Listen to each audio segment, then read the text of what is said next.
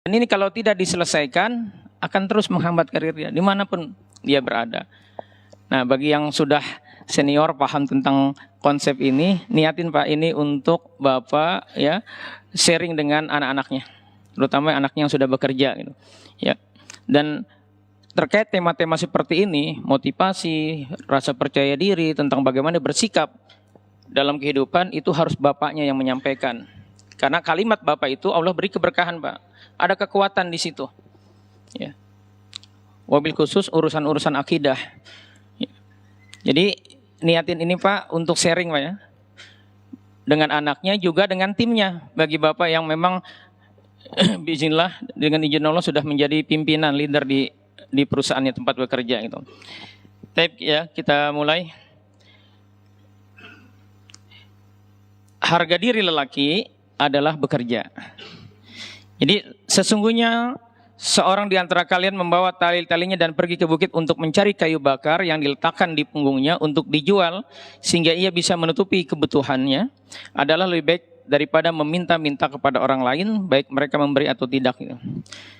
Jadi lelaki itu, nih Bu ya, perlu dipahami oleh ibu-ibu nih. Dia merasa terhormat, ya, ijahnya terjaga ketika dia bekerja. Jadi jangan dilemahkan, ya. Jadi dipahami, ya kemarin saya baik nanti kasus ketika corona itu kan banyak yang kena pengurangan itu. Itu bagi seorang laki-laki yang dia punya ijah, punya harga diri, itu terguncang itu dengan itu. Nah ketika terlalu dipressure oleh istrinya, ini malah jadi nggak fokus dia. Maka lelaki ketika dia terguncang, dia akan banyak diam. Nah ini penting dipahami supaya apa? Memberi kesempatan kepada laki-laki itu untuk apa? Untuk dia mengevaluasi semuanya gitu. Karena cara laki-laki berpikir itu dia diam biasanya. Jadi Pak, ya harga diri laki itu adalah ketika bekerja. Jadi jangan mimpi, ini yang masih muda ya, jangan mimpi nanti nikahnya pengennya sama wanita kaya terus kita numpang hidup gitu, jangan. Dalam prakteknya punya potensi masalah kita.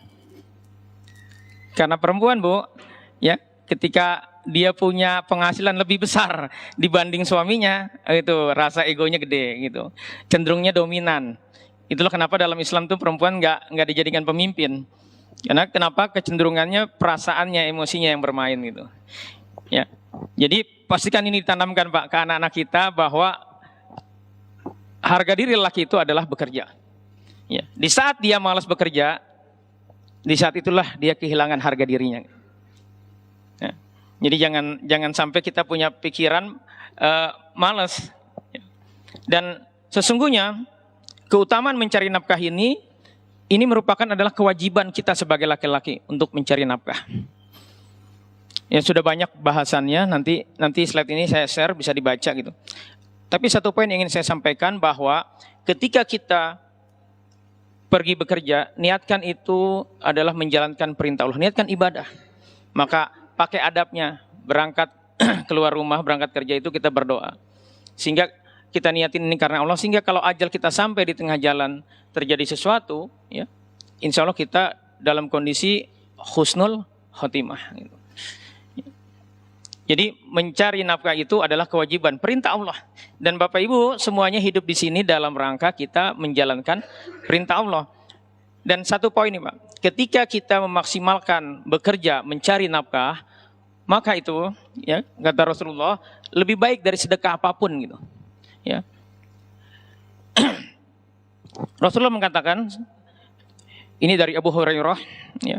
Rasulullah SAW bersabda, 1 dinar yang engkau keluarkan di jalan Allah, lalu 1 dinar yang engkau keluarkan untuk memerdekakan seorang budak, lalu 1 dinar yang engkau keluarkan untuk 1 orang miskin, dibandingkan dengan 1 dinar yang engkau nafkahkan untuk keluargamu, maka pahalanya lebih besar adalah yang engkau berikan untuk keluargamu. Ya. Jadi kalau kita dituntut setiap pagi sedekah, maka sedekah yang utama kepada siapa Pak? Istri dan anak kita. Pulang dari sini beliin makanan, ya itu jadi sedekah. Dan masya Allah Pak, para ulama memahami ini karena di surat At-Tolak, di surat At-Tolak ayat 7 itu, ketika kita memaksimalkan ketaatan dalam mencari nafkah, terus maksimal memberikan kepada anak istri kita, maka Allah akan selesaikan, akan memberikan kelapangan. Jadi masalah apapun akan selesai Pak ketika kita baik-baik dengan istri dan anak kita. Jadi masya Allah. Dan para ulama memahami ayat ini, ya, mereka bersabar Pak ketika ternyata takdir Allah istrinya cerewet, ya, istrinya galak, dominan. Ya.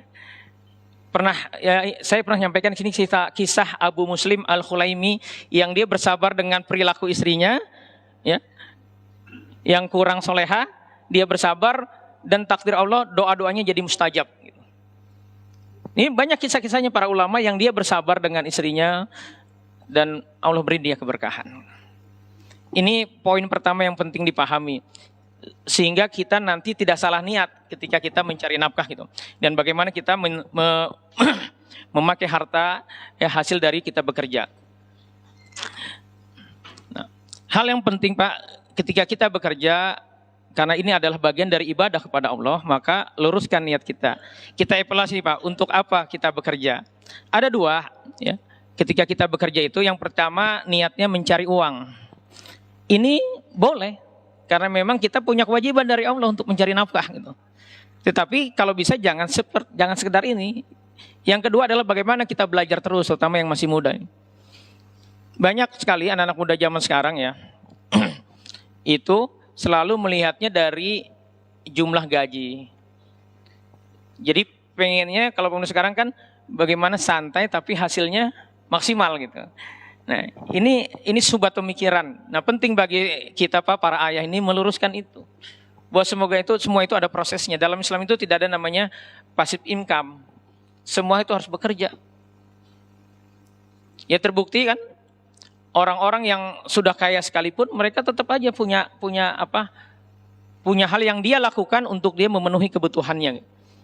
Jadi nggak ada orang santai-santai terus uangnya datang terus, nggak seperti itu Allah setting dalam kehidupan ini gitu. Nah, jadi pastikan kita meluruskan niat kita, karena semua itu berawal dari niat kita.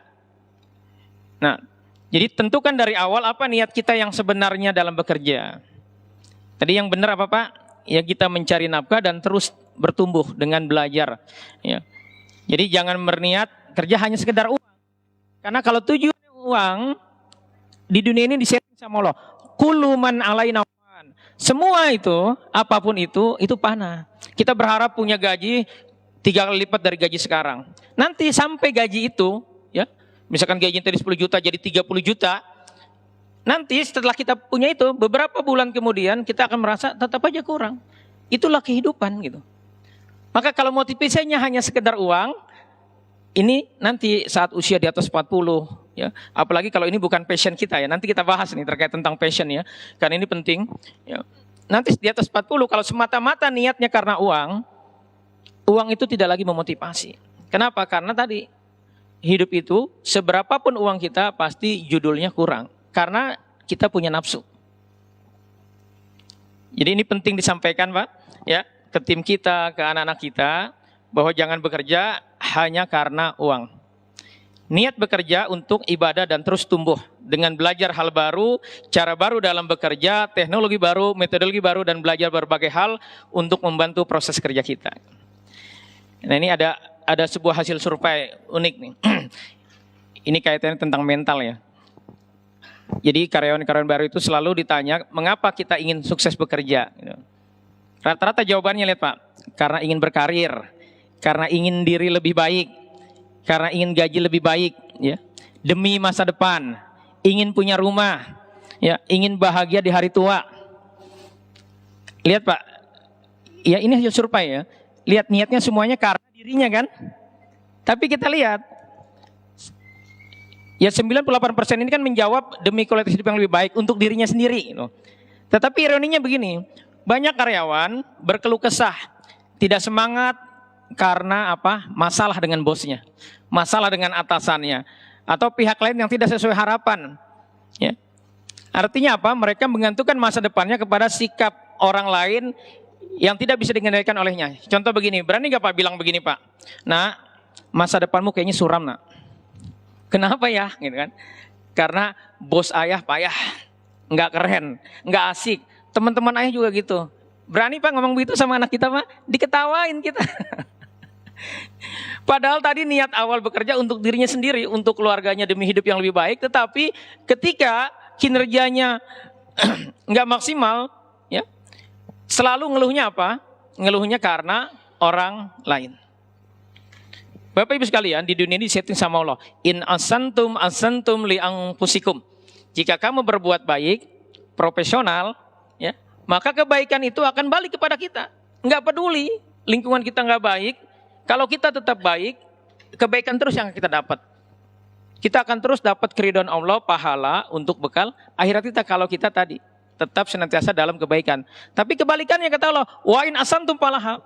Kalau kita berbuat tidak baik, berlaku buruk, ya, triki-triki dalam bekerja, asal-asal, ya, padahal sudah dibayar, gajinya besar, apalagi nauzubillah kita sampai korupsi, maka siap-siap saja nanti akan banyak keburukan yang akan kita dapat. Saya baik menangani ya, mantan-mantan pejabat yang, mohon maaf ya, yang dulunya nakal, macam-macam ujiannya, ada yang sakit, anaknya bermasalah, rumah tangganya bermasalah, nggak berkah kehidupannya gitu. Ya, jadi ini benar-benar ditanamkan kepada anak kita, jangan sampai ya dia punya mental selalu mencari kambing hitam dari setiap kinerjanya gitu. Ya. Bisa dipahami Pak ya? Nah, ini saya pernah menyampaikan, ini ada kisah dua karyawan, ini terkaitnya tentang mental ya. Ada si A dan si B ya. A dan B ini bekerja bersama-sama, masuknya bareng. Si A ini pintar banget gitu. Kalau si B ini biasa aja. Ya.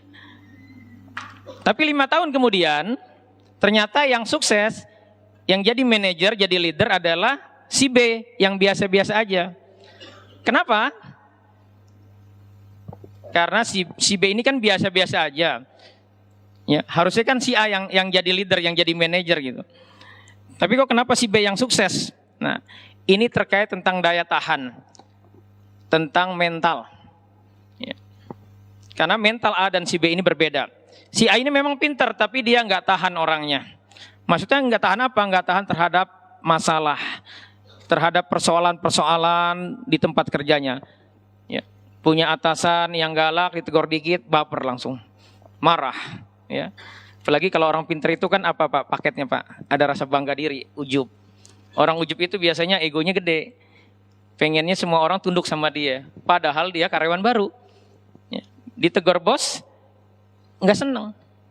Terus ngelihat teman-temannya kayaknya nggak support dia, bukannya dia bagaimana membuat orang lain senang sama dia. Karena egonya gede, dia menganggap teman-temannya nggak kooperatif gitu. Akhirnya resign. Di tempat lain karena sikapnya seperti itu, ya begitu juga gitu. Sementara si B, dia punya daya tahan yang sangat kuat. Saat bekerja terkadang ditegur atasan, dia tetap kuat, dia sabar. Ketemu teman yang nyebelin, yang nggak kooperatif, dia tetap sabar gitu. Dia terus berusaha, dia berjuang, dia belajar terus, ya, bersabar menjalani itu semua gitu. Jadi ini kaitannya tentang apa Pak? Tentang mental gitu. Jadi penting nih, ketika kita punya anak buah, ya, atau kita ingin sharing dengan anak kita Pak, evaluasi terkait tentang mentalnya dulu. Ini terkait tentang attitude ya. Kita evaluasi, ada 13 mental. Saya pernah bahas kajian tentang terapi kurang untuk kesehatan mental ya. Jadi saya tidak detilkan, saya sebutkan satu persatu. Yang pertama nih, tanda mental lemah adalah suka mengeluh. Bu, kalau kita punya anak yang kita lihat hujan aja, ya hujan, disuruh cuci piring, ngeluh, segala macam ngeluh pokoknya. Ini PR bener. Siapa yang salah ini? Orang tuanya. Siapa tertuduhnya Pak? Bapaknya. Terkait tentang mental ini tanggung jawab ayah Pak. Jangan sampai anak kita sudah balik, ya, tapi belum akil gitu. Ya. Kan harusnya kita akil balik. Mentalnya itu sudah cukup. Orang-orang dulu menetapkan 15 tahun itu sudah dianggapnya orang dewasa, jadi harus nyari makan sendiri. Itu undang-undang pendidikan tahun 50-an. Kalau sekarang kita lihat anak 15 tahun seperti apa gitu. Siapa yang salah ini? Orang tua. Karena terlalu memanjakan.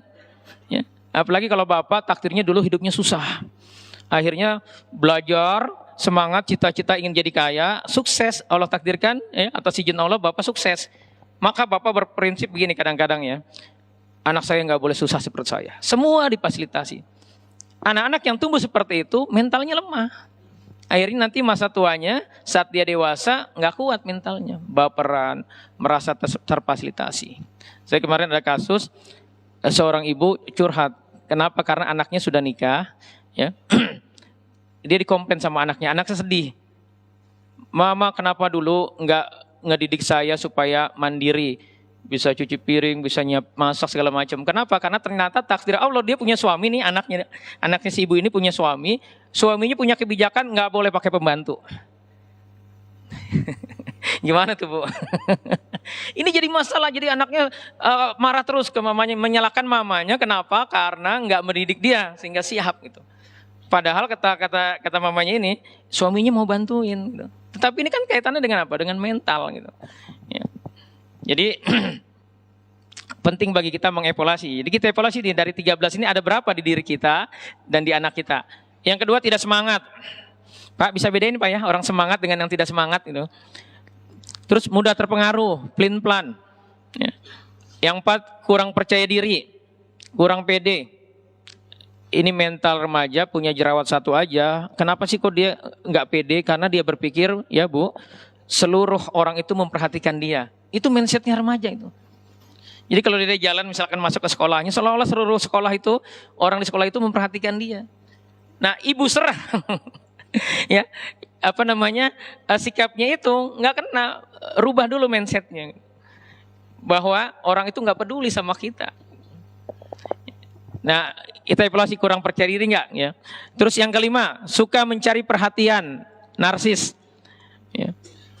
Terus 6, emosional, mudah kecewa, mudah marah ya, gampang tersinggung. Yang ke-7, menyimpan dendam atau kesedihan. Yang ke-8, mudah cemas, khawatir. Ya. Yang ke-9, tidak mau mengakui kesalahan. Yang ke-10, suka menunda atau malas. Yang ke-11, pesimis dan mudah menyerah atau putus asa. Dan yang ke-12, ingin instan, kurang sabar. Pengennya masuk kerja langsung jadi bos gitu. Ya. Bisa kalau punya bapaknya perusahaannya gitu. Tetapi nanti juga dia akan mengalami masalah dengan timnya. Karena kurang pengalaman, akhirnya timnya juga nggak bisa support full. Gitu. Yang ke-13, mudah maksiat. Ini dievaluasi ya Bapak Ibu. Detailnya bisa lihat di kajian saya terkait tentang terapi Quran untuk kesehatan mental. Ini kaitan mental. Gitu. Nah, ada 3 tipe karyawan. Ini kaitannya tentang mental tadi ya. Ada karyawan bintang, karyawan rata-rata, dan rusak total. Di mana posisi kita, Pak? Ya. Ini kita ajak diskusi anak-anak kita ini. Di mana posisinya? Kita lihat ya. Karyawan bintang itu hanya sedikit, 10-20% di perusahaan. Karyawan rata-rata itu 60-80%. Karyawan rusak ya, itu 10-20%. Tapi ya kita lihat ciri-cirinya nih. Karyawan bintang cirinya orangnya positif, bersemangat, dan dinamis. Jadi ketika ada kebijakan baru nggak ngeluh dia. Dia selalu bisa ngikutin gitu. Terus mau belajar, punya greget dan motivasi dari dalam diri mereka ya. Berani menghadapi masalah dan menemukan solusi mereka sendiri. Secara konsisten mencapai target. Dikasih target, dia konsisten mencapai target gitu. Tidak terlalu banyak butuh diawasi dan diarahkan. Terus orangnya mandiri, menyelesaikan tugas dan pekerjaan dengan baik. Enak gak Pak punya anak buah kayak gini nih? Enak. Nah, ada satu ciri khasnya Pak, orang karyawan bintang ini. Moto dia adalah, jangan khawatir. Kamu tidak perlu kasih tahu aku apa yang harus kulakukan. Aku tahu apa yang harus kulakukan. Dan aku akan melakukannya sampai selesai. Aku sendiri yang akan memecahkan masalah yang ada. Tugasku adalah mencari solusi bagimu. Aku akan membuat pekerjaanmu menjadi lebih mudah gitu. Jadi karyawan bintang ini bekerjanya pakai hati. Dia peduli, mau belajar dan bertanggung jawab gitu. Disinilah kita penting Pak ya dalam rekrutmen. Jadi kita butuhnya misalkan kuda. Jangan merekrut kuda nil. Karena kalau Bapak ngerekrutnya kuda nil, mau diajarin kayak apapun, sementara kita butuh spesifikasinya kuda, nggak bakal bisa dapat. Gitu. Jadi kalau kita ternyata di sini kan banyak bos nih punya perusahaan, kita butuhnya kuda. Oh, kalau kudanya sudah jadi kan mahal. Maka cari kuda kecil, tapi kita lihat dia punya potensi. Nah itu kan banyak toolsnya tuh, ya untuk mengetahui potensi seseorang itu. Maka tinggal tugas kita mendidik dia. Maka ya setelah beberapa lama kita didik dia akan tumbuh. Kenapa? Karena aslinya kuda. sesuai spesifikasi kita yang kita butuhkan gitu. Ini karyawan bintangnya. Jadi dia punya inisiatif, proaktif gitu. Kita lihat karyawan rata-rata. Gitu. Pas sambil dievaluasi Pak ya, yang mana yang tipe kita nih. Pertama nih karyawan rata-rata itu ingin sukses. Wah. Kalau diajak training, dimotivasi, semangat ya. Bekerja keras, punya komitmen, datang tepat waktu. Ini kan keren semua ya. Melakukan apa yang diperintahkan. Suruh nggak ngeyel, nurut. Terus menyelesaikan pekerjaannya. Tetapi bedanya dengan karyawan bintang apa? Ini yang bikin capek para pimpinan, para leader adalah kamu kasih tahu aku melakukannya. Kalau kamu tidak kasih tahu, aku nggak tahu harus berbuat apa. Paham Pak ya? Ini Bapak, evaluasi Pak. Ini yang bos nih ya. Kalau ternyata kita punya anak buah 20, ya, semuanya 20-nya karakternya begini, capek Bapak. Pulang pasti ngomel melulu sama istri tuh. Maka tadi rekrutmen itu sangat penting. Jangan sampai kita asal pilih. Oh kasihan nih anaknya tetangga, ya, ponakan saudara. Kalau kita mau bisnis beneran ya memang harus profesional. Ya. Ini karyawan rata-rata. Terus karyawan rusak total. Nah ini yang kalau gini di cut off aja Pak ini ya, di lay off ini. Selalu negatif dan pesimis. Punya banyak alasan untuk tidak melakukan atau menyelesaikan tugasnya. Ada kebijakan baru selalu ya berubah lagi, selalu komplain. Yang paling pertama paling semangat menanyakan kenapa kebijakannya dirubah, ini orang-orang seperti ini. Terus sikapnya menguras emosi dan mental atasan. Ya. Suka meracuni karyawan lain, prestasi kerjanya di bawah kemampuan dirinya. Ya. Ini karyawan toksit ini. Ya. Jadi penting bagi kita memang mengevaluasi Pak. Ya. Jadi yang bikin Bapak jangan-jangan sering ngomel di rumah, jangan-jangan karena Bapak salah pilih orang gitu.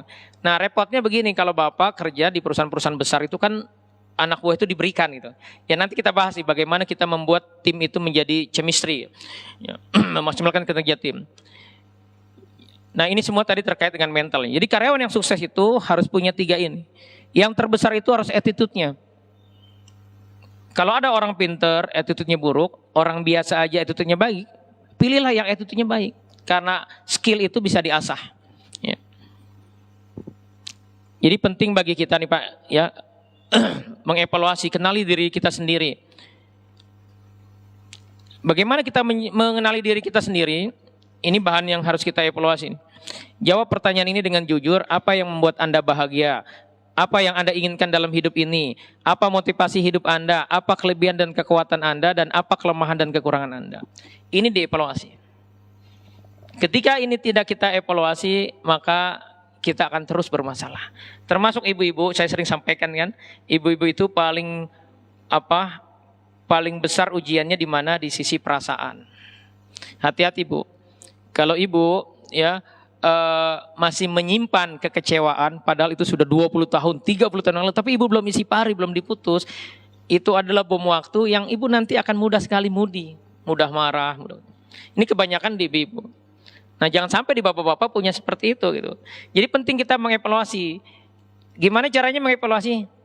Tanya Pak sama atasan kita, tanya sama istri kita Pak, sama keluarga kita, apa yang harus saya perbaiki. Di mana sisi kekuatan kita, sisi kelemahan kita.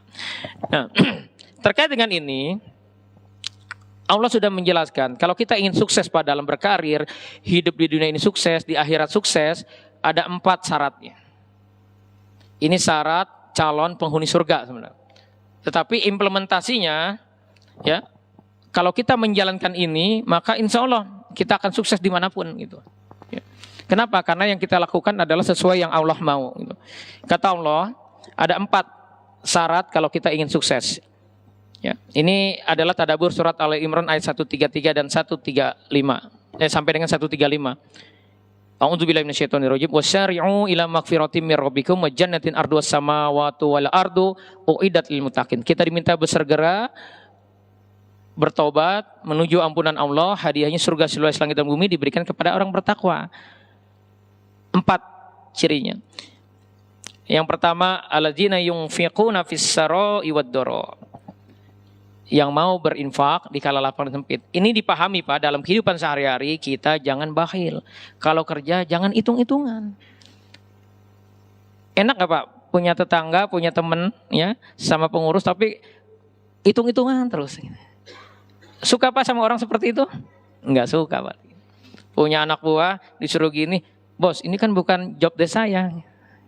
Gimana tuh Pak, perasaan Bapak? Padahal sebagian ujian untuk orang naik level, jadi atasan, ya, naik jabatan itu adalah dikasih kita kerjaan yang bukan kerjaan kita. Tujuannya hanya untuk ngetes nih orang hitung-hitungan enggak. Dan Allah sudah perintahkan kepada kita, jangan bakhil. Jangan bakhil dalam harta, termasuk dalam ilmu. Jadi jangan hitung-hitungan. Kita niatin berkontribusi. Tadi kalau kita ngasih kebaikan, in asantum li anfusikum, kebaikan itu akan balik kepada kita. Maka artinya di sini kita jadi orang yang harus selalu senang membantu.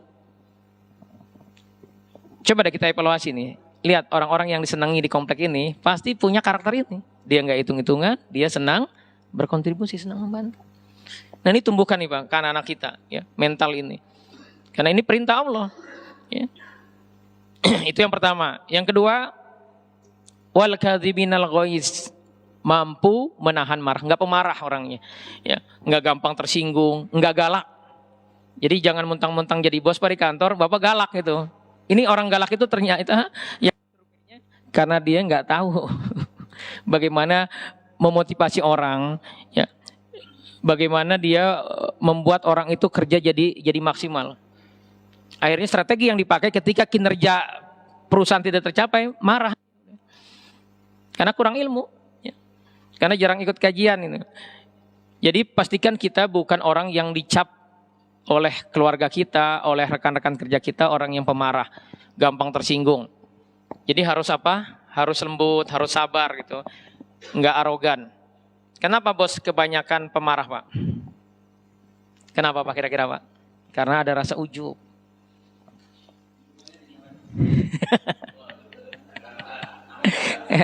Ya, itu kasihan deh. Jadi gini, kenapa orang Pak pemarah?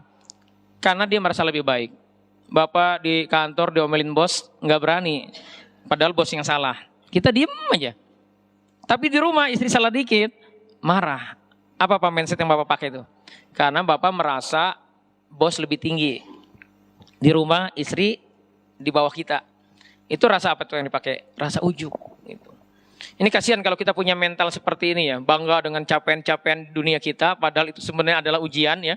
Harusnya itu dipakai untuk memaksimalkan ketaatan kita, kontribusi kita. Supaya bisa mencari bekal akhirat. Gitu. Jadi kalau jadi bos harusnya bagaimana nih karyawan kita taat sama Allah. Bagaimana dia bisa maksimal berkontribusi. Bagaimana dia bisa nafkahnya itu maksimal buat keluarganya. Gitu.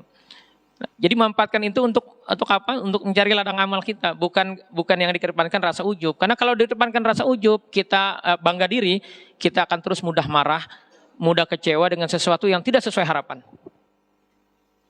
Jadi hati-hati nih, kalau Bapak dari kecil Allah kasih banyak lebihan, ranking 1 terus, karirnya bagus, paling kaya di komplek. Wah ini punya potensi untuk ada rasa ujub itu. Ya, jadi hati-hati. Jadi kalau kita pengen tidak pemarah, nggak gampang kecewa, maka pastikan kita hilangkan ya rasa ujub itu. Ya. Yang ketiga kata Allah, wal 'afina 'anil nas, mau memaafkan kesalahan orang lain, jangan dendam. Jadi jangan gampang baper. Ya punya atasan marah, dia udah pensiun kita masih dendam sama atasan itu. Nah, itu pasti masalah karir kita. Kenapa? Karena kita menyimpan sampah jiwa. Jadi pastikan nih Pak, jangan baperan ya dalam hidup ini kata Allah. Ridho aja, sabar aja, maafkan. Karena kalau kita punya karakter seperti itu, kan ada kisah dari Rasulullah, ada ahli surga, orangnya masih hidup, bukan ring satu Rasulullah, tetapi dia dijamin masuk surga kata Rasulullah. Tahu Pak ya kisahnya ya? Ternyata apa amalannya Pak? Memaafkan orang lain yang bikin kesel dia. Jadi selalu mau tidur itu dia maafkan semuanya. Jadi nggak dimasukin ke dalam hatinya. Dia maafkan karena Allah. Gara-gara itu dia apa? Dia dijamin masuk surga padahal masih hidup. Padahal bukan ring satunya Rasulullah, bukan veteran perang Badar gitu. Jadi jangan dianggap sepele nih. Ibu berani-berani nyimpan dendam. Suami salahnya sudah 15 tahun yang lalu ibu simpen. Ya. Udah Ibu pakai bedak yang paling mahal sekalipun tetap kelihatan tua. Kenapa? Karena jiwanya tegang. Modenya on terus, depend terus gitu. Ini perhatikan ya, mohon maaf saya banyak melihat di anak-anak gadis zaman sekarang gitu. Ya. Ibu harus peduli bagaimana membuat dia kekecewaan. Kenapa dia seperti itu? Karena bisa jadi karena dia ada kekecewaan yang dia simpan. Jadi sekali-kali Pak kumpulin keluarga kita, tanya ya. Kalau bisa sih jangan jangan rame-rame. Satu persatu tanya. Nah, kamu menyimpan kesedihan enggak? Kamu ada kekecewaan enggak dengan ayah misalkan? Ditanya. Ibu juga gitu, kamu ada kekecewaan enggak dengan ibu? Gitu. Ditanya, karena Rasulullah juga melakukan ini. Ini penting, karena kalau dia ternyata menyimpan kekecewaan, ya, maka akan masalah dia, akan tegang. Orang-orang yang emosional, ya, yang baperan, yang tegang, itu karena dia menyimpan itu di dalam dirinya. Apalagi mohon maaf kalau ternyata kita Pak dulu, apalagi ibu nih ya, dulu galak sama anak kita. Suka marah, suka mukul, itu jangan-jangan karena jiwa kita yang tegang. Orang tua yang galak biasanya karena dia menyimpan kekecewaan. Bisa jadi kekecewaan sama orang tuanya atau kekecewaan di kantornya gitu. Nah, ini penting dievaluasi. Jadi jangan pernah menyimpan kekecewaan, menyimpan dendam. Jadi harus ridho, harus lapang dada. Ya.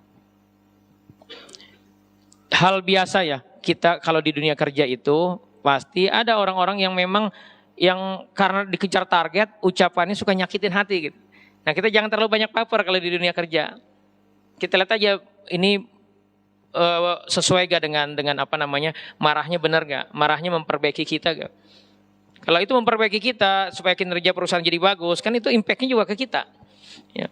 Maka udah ridho aja gitu. Ya, nggak usah marah gitu. Nah, yang keempat, waladzina idza fa'alu fahisyatan aw zalamu anfusahum dzakarullah fastaghfiru li dzunubihim. Ya, senantiasa dia buru-buru bersegera taubat ketika dia berbuat dosa. Jadi maksudnya apa ini?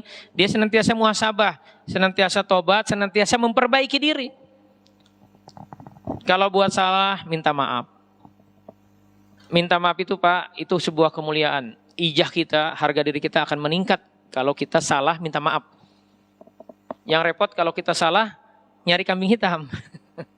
Ya, nggak mau ngaku aja udah. Kita bertanggung jawab dan itu akan memperbaiki diri kita. Sehingga kita punya rasa tuh, bahwa jangan sampai kita melakukan ini lagi, karena kita tahu konsekuensinya gitu. Ya. Jadi apa Pak yang dilakukan ini? Yang pertama, jangan hitung-hitungan kalau kerja.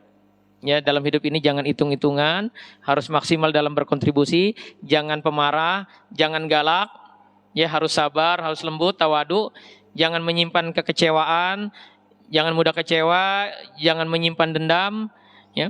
Dan senantiasa kita muhasabah dan bertaubat gitu. Nah, jadi bagaimana kita melakukan perubahannya? Rubah cara kita merasa, cara kita berkata, berpikir dan bertindak. Di dunia ini Bapak Ibu sekalian, ada hal yang bisa kita kendalikan, ada hal yang tidak bisa kita kendalikan. Nah, orang-orang yang punya rasa egonya kuat, apalagi rasa bangga, merasa bahwa semuanya dalam kendali dia. Ini hati-hati, ini sebuah pemikiran. Jadi di dunia ini ada yang bisa kita kendalikan, ada yang tidak bisa kita kendalikan. Apa yang bisa kita kendalikan? Pikiran kita, opini kita, sikap kita, tindakan kita, keinginan, niat, tujuan kita itu bisa kita kendalikan. Dan terhadap yang kita bisa kendalikan, Allah inginnya kita apa? Semuanya karena Allah melakukannya, dan lakukanlah hal-hal yang positif. Jadi pikiran kita disetting untuk hal-hal yang positif aja Pak. Ya. Kita niatin karena Allah. Kita mau baik-baik sama tetangga, ya, mau maksimal dalam bekerja, itu kita niatkan karena Allah. Nah, apa saja yang tidak bisa kita kendalikan? Pikiran, opini, tindakan orang lain. Popularitas kita itu nggak bisa kita kendalikan. Maka kalau kita, ini kan banyak anak-anak sekarang itu pengennya jadi apa? Jadi YouTuber, ya, jadi influencer supaya terkenal, populer gitu. Ini nggak bisa dikendalikan. Jadi hati-hati kalau kita salah bersikap di sini bahwa itu tidak bisa dikendalikan, terus kita pengen menujunya itu, maka siap-siap saja kecewa. Terus kesehatan dan kekayaan itu nggak bisa kita kendalikan. Ya, yang bisa kita adalah kita jaga kesehatan itu. Tapi kalau takdir Allah ujian kita sakit akan sakit. Ya. Terus kondisi saat kita lahir, kita jadi suku apa, anak siapa, itu semuanya pemberian Allah. Terus peristiwa alam, hujan, bencana alam dan lain. Dan untuk yang tidak bisa kita kendalikan ini, kita diminta oleh Allah apa? Ridho, nerima udah. Cari solusi ya. Sebagaimana orang Jepang itu kan takdir Allah, negaranya gempa terus. Tetapi kita lihat jadi apa mereka tuh? Ya jadi bagus kan? Jadi punya solusi bagaimana punya rumah anti gempa. Ya. Itu kenapa? Karena ridho. Gitu. Nah, jadi penting kita mengevaluasi apa yang mengontrol si kualitas hidup kita agar kita bisa tadi menjalankan tadi itu. Tidak pemarah, senang berkontribusi, selalu semangat, ya, tidak dendaman. Apa yang mengontrol hidup kita adalah bagaimana kita memberikan arti atau makna dari kehidupan kita. Nah, ibu-ibu banyak yang kompis nilai. Ya, saya S1 katanya. Tetapi saya nggak boleh kerja sama suami. Jadi cuma jadi ibu rumah tangga. Hanya ngurus anak. Jadi nggak hanya ngurus anak, dianggapnya nggak keren gitu. Sementara tetangga saya, dia bisa berkarir segala macam. Ibu-ibu yang berkarir saat rapat sama bosnya bilang begini, coba saya nggak kerja. Mungkin saya bisa ngurus anak. Mungkin saya bisa nemenin anak saya yang lagi mau ujian. Nah, hati-hati nih. Salah memberikan makna dari takdir hidup kita, itu akan selalu kita merasa apa? Merasa kurang. Ya, merasa salah terus. Nah, ketika salah dalam memberikan makna, kita akan salah dalam apa? Dalam bersikap. Ya. Jadi, bagaimana dong cara kita memberi makna? Caranya adalah apa yang bisa kita syukuri dengan takdir hidup kita ini. Ini kan rata-rata sudah 40 ya, saya lihat ya. Kalau sudah 40, Allah sebenarnya Bapak akan udah terarah sebenarnya. Sudah, inilah passion Bapak, inilah tugas Bapak. Kenapa tinggalnya di komplek ini, ya? Kenapa begini, kenapa begitu? Itu semua sudah by design Allah. Kita hanya diminta apa? Ridho. Jadi jangan lagi galau Pak di usia Allah sudah 40 itu. Jadi harus fokusnya apa? Mencari bekal akhirat, berkontribusi, maksimalkan. Karena itu penting kita memberi makna itu apa? Bagaimana apa yang kita syukuri dari sebuah peristiwa. Karena pasti ada hikmah dari setiap kejadian. Tidak ada yang kebetulan. Terus apa yang bisa kita pelajari dari peristiwa itu? Yang membuat saya jadi lebih baik, lebih kuat, lebih manfaat. Ya. Dan yang ketiga, apa yang harus saya lakukan? Agar jadi lebih baik, agar peristiwa itu nggak terjadi lagi. Ya. Agar orang lain jadi lebih baik, lebih manfaat, dan kita bisa lebih diridhoi Allah. Nah, karena itu, supaya kita bisa memahami ini mindset kita benar, pahami aturan kehidupan dalam bekerja. Ada 3 aturan dalam kita bekerja. Yang pertama bahwa semua ada aturannya. Yang kedua orang lain mengawasi Anda dan dunia selalu berubah. Nah, kita bahas satu persatu ya. Ini masih dalam tahapan mindset ya. Bagaimana kita bersikap ya. Nanti setelah ini kita bahas how to-nya, bagaimana kita melakukan ya, bagaimana kita berkarir, memperbaiki semua itu. Tapi kita bahas ya, aturan kehidupan dalam bekerja. Yang pertama, semua ada aturannya. Jadi penting kita kalau bekerja itu tahu aturan perusahaannya. Aturan mainnya seperti apa. Lalu kita pahami, lalu kita ikuti aturan itu. Bapak Ibu pernah main ular tangga, monopoli segala macam. Ya, kita lagi seru-seru main, tiba-tiba ada yang ikut, dia main gak sesuai aturan. Diapain kira-kira Pak sama kita waktu itu? Diusir. Nah kita jangan-jangan Pak, kenapa kita karirnya mandat segala macam? Karena kita nggak paham ini, bahwa segala sesuatu itu ada aturannya.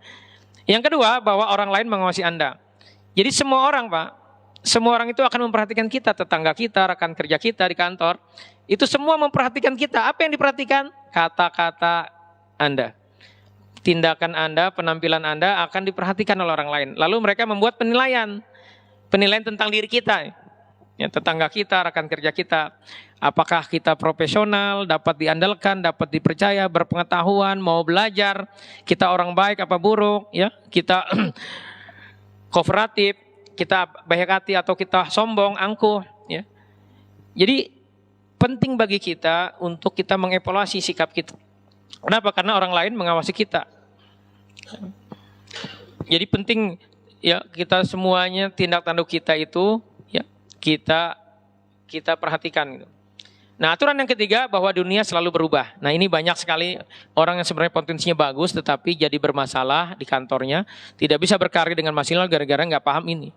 Jadi Pak, terkait tentang dunia selalu berubah, yang harus pertama kita pahami bahwa stabilitas adalah sebuah mitos. Kita lihat tuh ada gambar apa Pak?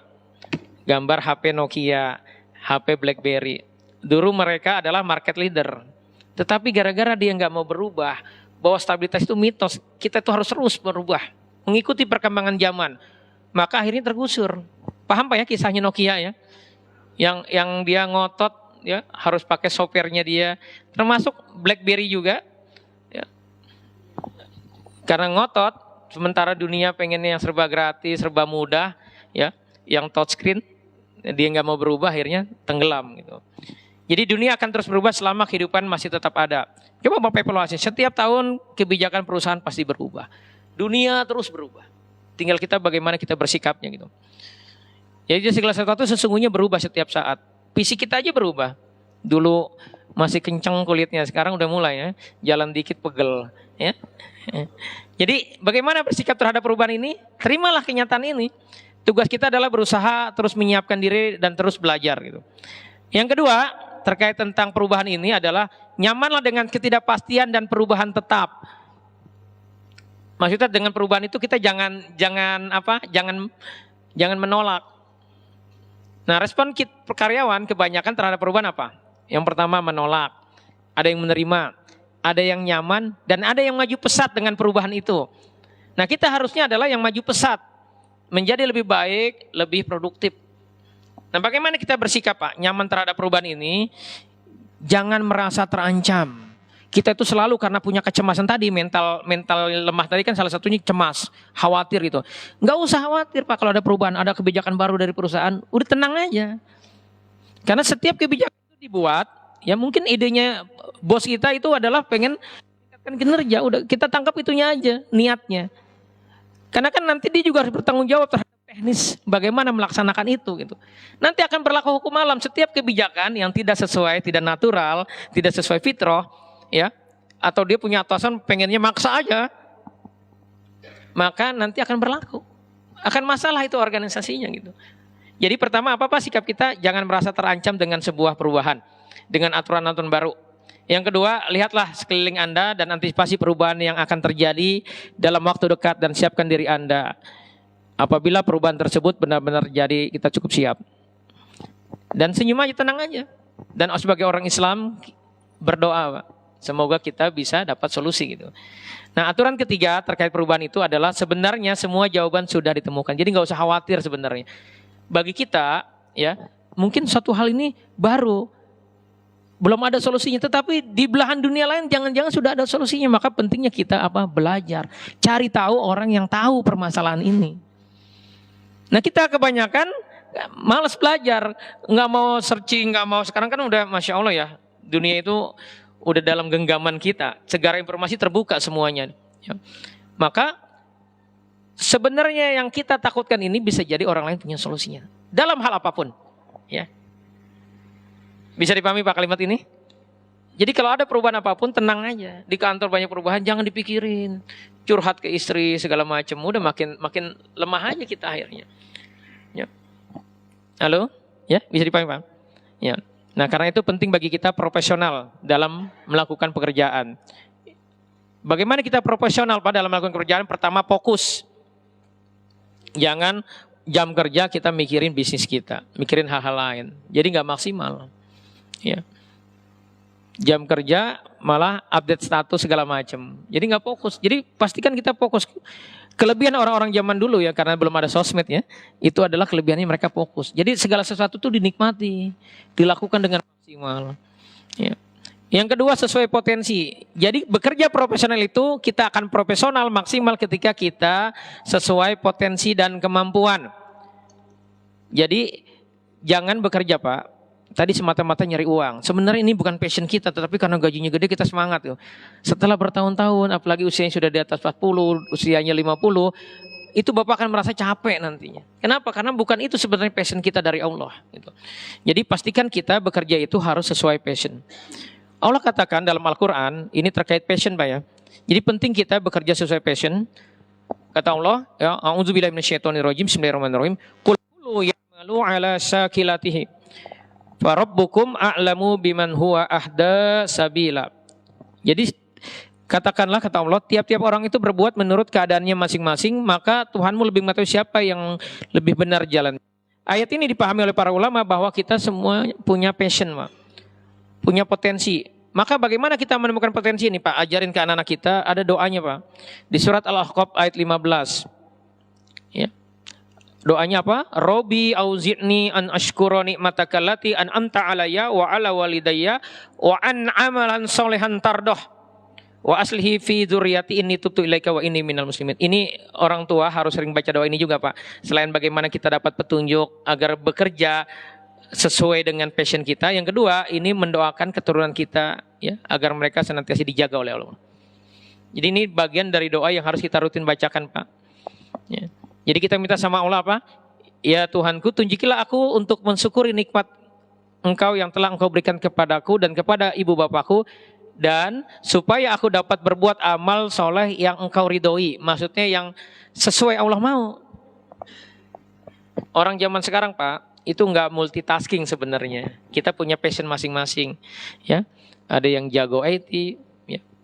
Ngerekaman ini, bikin player, ada yang jagonya bikin program, ada yang masing-masing itu. Jangan kita passionnya adalah misalkan engineering, kita jadi seniman misalkan, ya itu nggak bakalan cocok. Gitu. Jadi sesuai passion. Bagaimana menemukannya? Kita berdoa.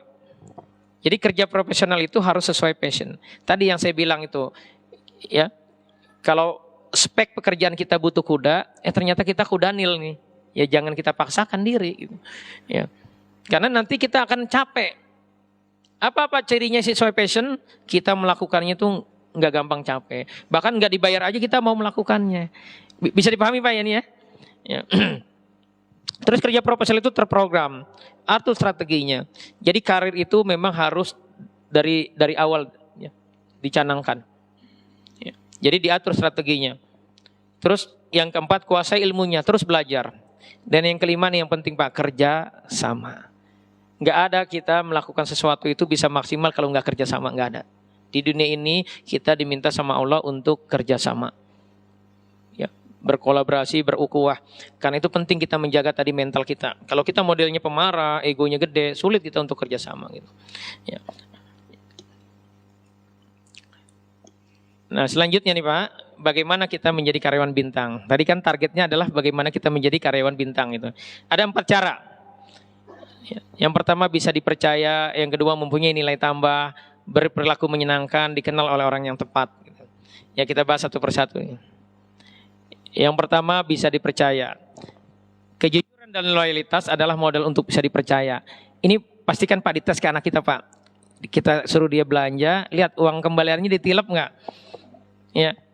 Kalau Bapak modelnya gitu di kantor, ya model suka apa menilep uang receh, ini sulit bagi kita untuk bisa dipercaya oleh atasan. Nah ini perhatikan di anak-anak kita Bu. Kalau minta nggak apa-apa, misalkan dia suruh belanja ya, ada kembalian, Mama aku minta ya, nggak apa-apa. Tapi kalau dia nggak minta diam aja, ya terus dia pakai tanpa izin kita, ini masalah mental ini hati-hati Pak. Karena kalau ini tidak dikoreksi sama Bapak, akan terus bertumbuh nanti dia. Punya mental seperti itu. Jadi kalau dia ingin berkarir di perusahaan, nggak bisa dengan mental tadi seperti itu. Ya, uang receh aja ditilep gitu. Nah, sebaik apapun kinerja Anda, tapi jika tidak bisa dipercaya maka akan sulit untuk dipromosikan.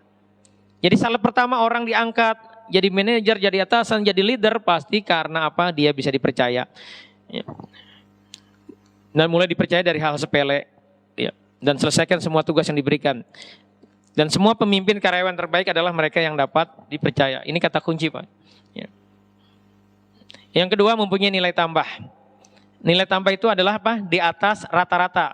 Tidak pernah telat, selalu masuk mencapai target adalah nilai tambah. Tapi, ini Pak, ada tapinya, jika semua karyawan melakukan itu, semuanya rajin, nggak pernah telat, itu nilai standar. Ya. Nah pertanyaannya gini, bagaimana kita memberi nilai tambah? Yang pertama, menjadi yang terbaik dalam bidang apapun. Kalau Bapak sales, Bapak jadi top salesnya. Ya. Caranya gimana? Nyontek. Di dunia sekolah kan kita nggak boleh nyontek, tapi kalau di dunia kerja harus nyontek. Nyontek itu artinya belajar dari yang sudah sukses. Ya. Belajar dari yang terbaik. Apa jurusnya? ATM katanya. Amati, tiru, modifikasi. Maksudnya modifikasi ini sesuaikan dengan passionnya kita gitu. Dan gini, banyak orang nyontek plek. Maksudnya plek itu hanya sekedar nyontek, niru, tapi urutannya tidak diikutin. Contoh Bu ya, kalau masak nasi goreng itu Bu, kan harus ada apa Bu? Minyak, terus kecap gitu kan, bumbu. Kalau urutannya salah Bu, bisa gosong kan? Habis kita kasih minyak panas, cemplungin kecap, baru nasi gosong udah gitu. Ya, jadi urutannya juga kalau nyontek itu harus sesuai. Kenapa dia bisa sukses? Karena faktor apa gitu? Ya, ya contoh kalau kita ingin jadi sales, top sales misalkan, kita tiru, ini top sales yang sekarang apa kelebihannya? Oh dia ternyata kalau ketemu customer selalu ngomong siap, ya apa aja bisa gitu. Ya, ini masalahnya dulu saya praktekkan waktu saya pernah jadi sales dulu, ya. Jadi saya tiru aja orang-orang yang memang sukses. Yang ini gimana nih caranya? Oh dia kalau ngomong selalu ngomong teknis, sehingga kesannya profesional gitu. Ada satu lagi, apa yang dilakukan? Kok dia banyak ordernya? Oh dia ternyata kalau ketemu customer ngomong ini nggak pernah teknis, ya. Yang diomongin apa? Keluarganya si customernya. Ditanya anaknya gimana Pak? Gini. Orang Bu, Pak, kalau ngomongin anak pasti semangat. Saya pernah coba, ya waktu jadi sales.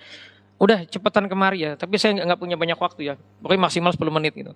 Saya ajak ngobrol lagi tentang anaknya. 1 jam lebih dia akhirnya ngobrol. Ya, yang penting kita saat ngobrol senyum, ya, terus kita tanyakan terus kepentingan dia tentang hal yang dia sukai, orang jadi senang. Bisa dipahami ya terkait tentang ini.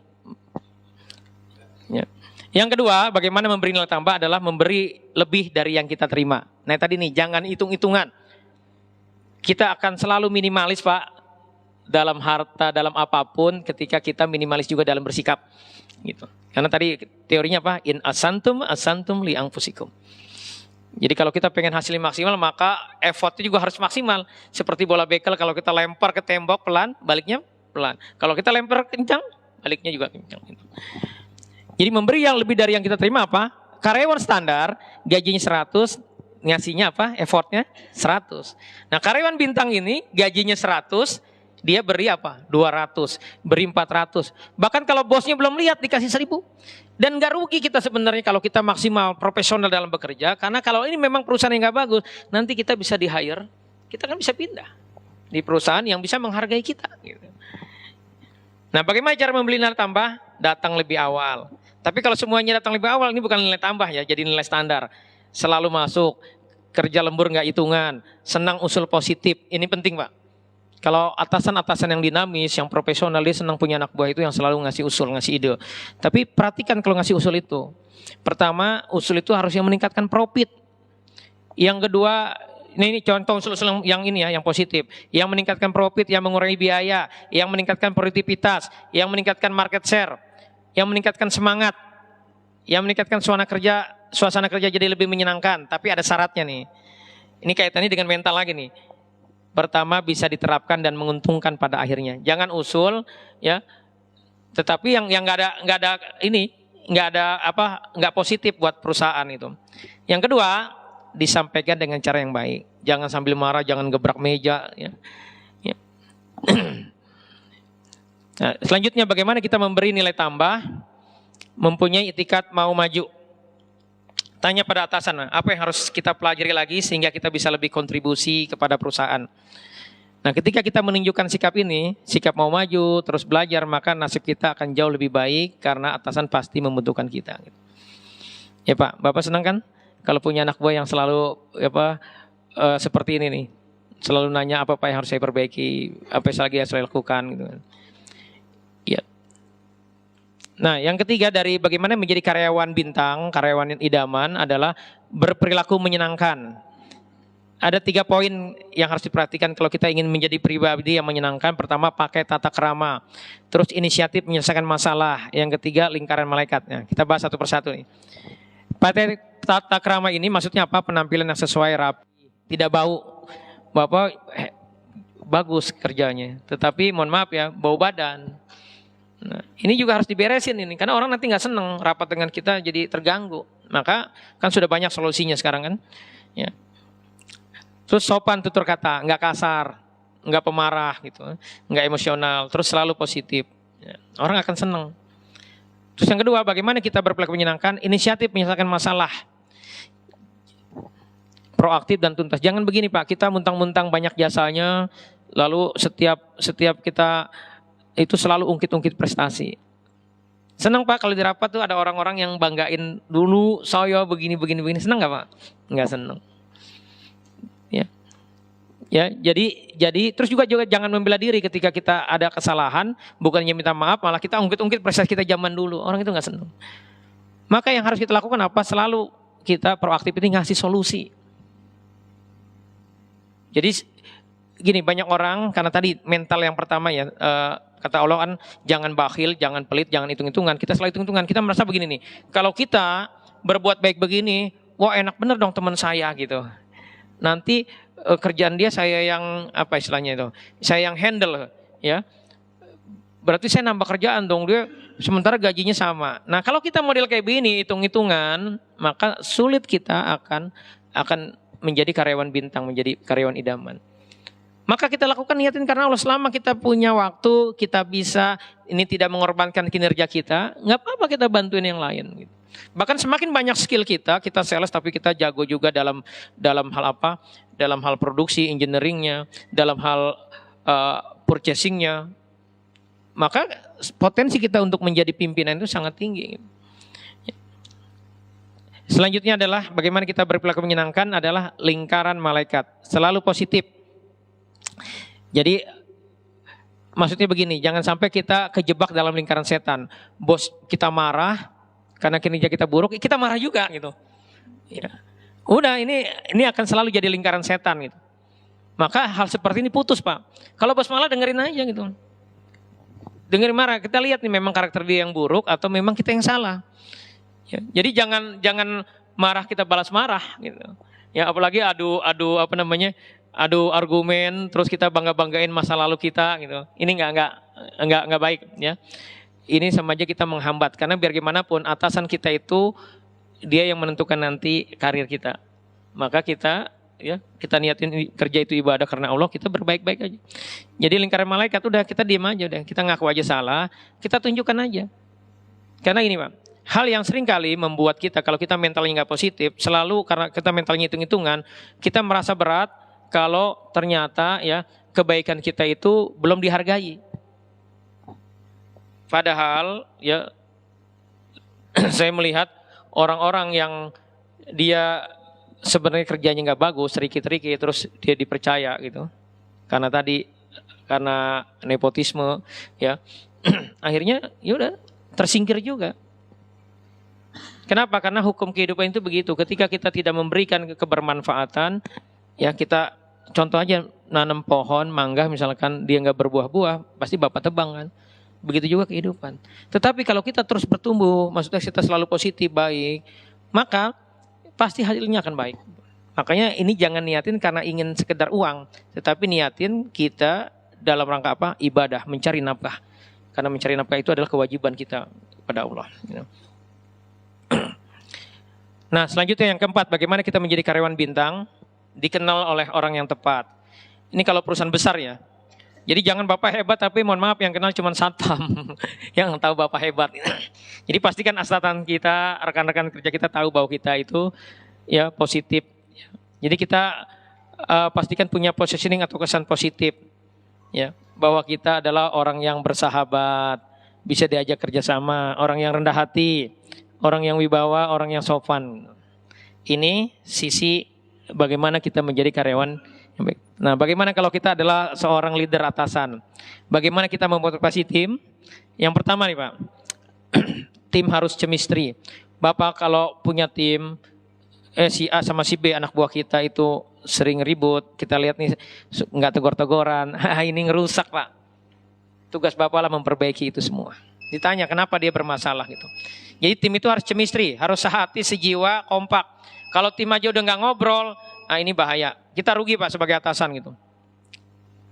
Bisa dipahami Pak poin satu ini ya. Jadi chemistry itu sejiwa. Ya jangan sampai ada yang nggak tegur-teguran, harus inline dengan kita. Jadi dia maksudnya dia bekerja itu nggak hitung-hitungan, ya nggak ada gil ya di antara tim sesama tim gitu. Terus yang kedua paham pahamkan ya mereka tentang tujuan dan arah perusahaan. Kita maunya apa, pahamkan ke mereka. Gitu. Jadi kalau terkadang orang itu nggak bisa maksimal kinerjanya karena dia nggak tahu. Pertama karena dia nggak termotivasi, yang kedua dia tidak tahu caranya. Jadi pastikan kalau kita arahnya mau ke Bogor, dia tahu bahwa kita mau ke Bogor, jalannya ini, pakai kendaraannya ini. Nah ini tugas kita sebagai leader.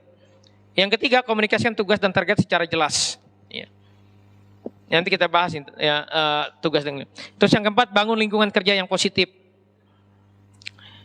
Yang kelima, dorong untuk dia naik level. Jadi selalu motivasi dia ya bahwa kerja itu harus maksimal. Karena nanti kan kehidupan itu akan terus bergulir ya. Ada yang pensiun dan butuh pengganti. Maka pastikan anak buah kita itu termotivasi untuk itu. Gitu. Jadi motivasi dia untuk naik level. Dan kalau memang dia bagus, Pak, kita kasih kesempatan dia untuk dapat amanat lebih gitu. Yang keenam, berikan dia tanggung jawab.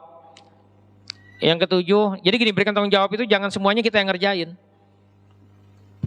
Tanya dia, kamu punya ide apa? Ya udah, kamu akan bagaimana melakukannya? Kita lihat kalau memang itu benar, udah kasih kesempatan dia, kasih dia tanggung jawab. Dan orang itu biasanya akan sangat senang sekali ketika dia diberi kesempatan untuk mengaktualisasikan dirinya gitu. Yang ketujuh, ukur proses dan kinerja tim ya, pakai konsep 4DX ya. Apa sih konsep 4DX ini? 4DX ini adalah 4 Discipline of Execution. Jadi banyak orang punya strategi bagus, tetapi dalam eksekusinya lemah. Timnya kompak bagus sih, ngobrol terus ya, sering jalan bareng gitu kan. Itu kan cara membangun kekompakan kan ya. Biasanya kan kalau TNI itu begitu. Ya, sering jalan bareng, sering satu kendaraan segala macam, itu membangun kekompakan. Tetapi kalau kita ukur kinerjanya, nanti hasilnya juga nggak bagus gitu. Sementara kita punya tanggung jawab kan untuk maksimal. Maka ini salah satu caranya, metodenya adalah konsep 4DX ini. Apa 4 disiplin itu? Satu, fokus kepada goal sasaran yang paling penting. Apa yang kita ingin pentingkan? Contoh kalau sales apa, Pak? Bagaimana dia kunjungannya. Jadi prosesnya yang kita ukur. Goal terbesar yang kita inginkan apa sih sebagai seorang sales? Dia harus kunjungan. Kalau nggak kunjungan, bagaimana dia mau dapat prospek gitu. Nanti ada contohnya ya. Yang kedua, fokus terhadap proses atau tindakannya.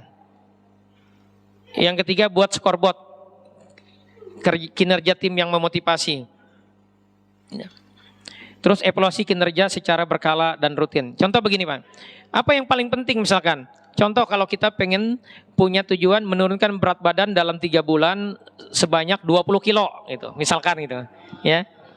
Maka ya itu kan 20 kilo itu apa? Disebutnya kalau dalam istilah manajemen leg measure-nya, targetnya, angkanya. Sementara yang kita butuhkan kalau kita ingin mengevaluasi kinerja tim kita adalah prosesnya. Jadi bukan kita evaluasi, oh targetnya udah sampai sekian ya. Oh berat badan kita fokusnya nimbang badan terus. Yang harus kita fokuskan apa, Pak? Berapa jumlah olahraganya, berapa kali dalam sepekan. Nah itu namanya lead measure-nya. Itulah yang kita ukur. Ya. Bahkan kita bikin scoreboard-nya, Pak. Nih contohnya. Jumlah kehadiran, jumlah pekerjaan diselesaikan, jumlah order. Jadi gini, cara bagaimana tim itu termotivasi semangat, Pak, lakukanlah seperti orang main badminton atau main sepak bola.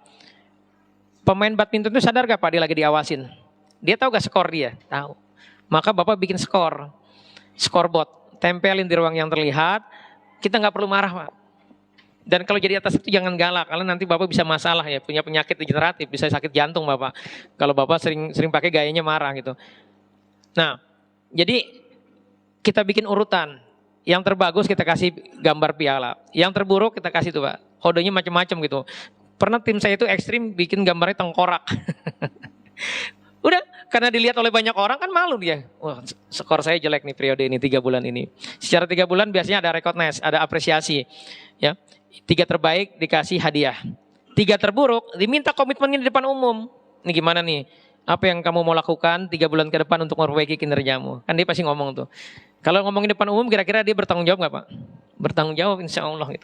Dengan scoreboard ini aja, kita nggak perlu ngomel, dia pasti udah sadar. Ya. Bagaimana kalau dia ternyata tetap nggak perform ya? Berarti mungkin jangan-jangan bukan passion dia nggak cocok di bidang ini gitu. Ya, tapi Bapak Ibu sekalian, mungkin ini yang bisa saya sharing ya, semoga bermanfaat ya. Semoga ini menjadi amal jariah kita semua ya, dan ini jadikan bahan diskusi Pak dengan anak-anaknya. Billahi taufiq, wassalamualaikum warahmatullahi wabarakatuh.